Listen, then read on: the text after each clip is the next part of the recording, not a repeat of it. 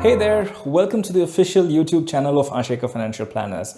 I am Sandeep and I'm a personal financial planner on a mission to make personal finance easy for you to understand.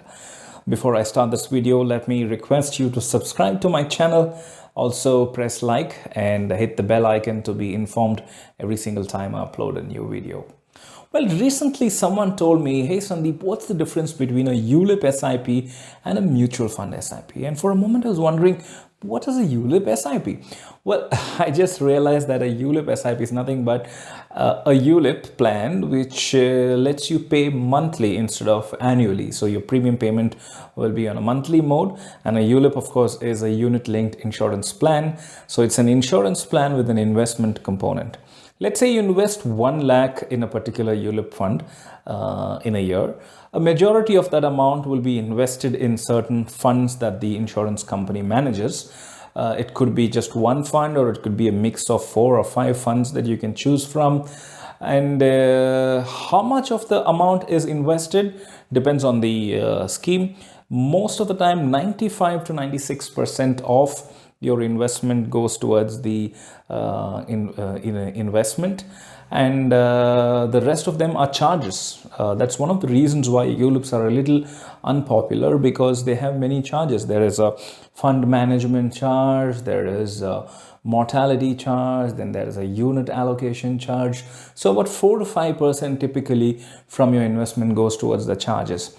That is why it is not so popular, because even though you may invest 1 lakh, only about 95 to 96,000 will actually be invested in any of the funds that you choose.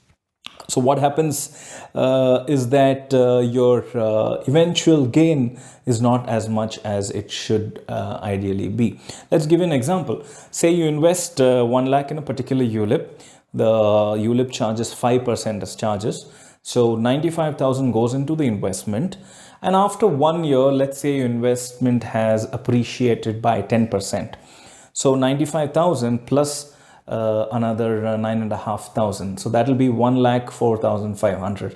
So 1.04 lakh would actually be the value of your investment, despite a 10% appreciation in your investment. But if you invest the same 1 lakh in a regular mutual fund, after the 10% appreciation, the fund value would have risen to 1.1 lakh. Then the fund management fees, which is also called the expense ratio, is typically about 1.5 to 2% at the most. So 2%, if you consider 2% consider taking out 2% from 1 lakh 10,000, it's not a big amount, right? So eventually you will still have about 1 lakh 8,000, 1 lakh 9,000 something in your kitty. So if you want to purely invest, it's a mutual fund SIP that will give you more returns than a ULIP SIP. Should you completely write off ULIPs? Maybe not. It depends on your individual requirement. If you want an insurance component along with your investment, maybe a ULIP will help you. It will give you about 10% or 20%. 10 or 20 times the premium payment as your life insured. Say if you have a 1 lakh premium, your sum insured may be about 10 lakhs, maybe about 20 lakhs, depending on the product. So it's reasonably good. The returns are totally tax-free whenever you redeem them, and you can also do partial or full withdrawals after 5 years.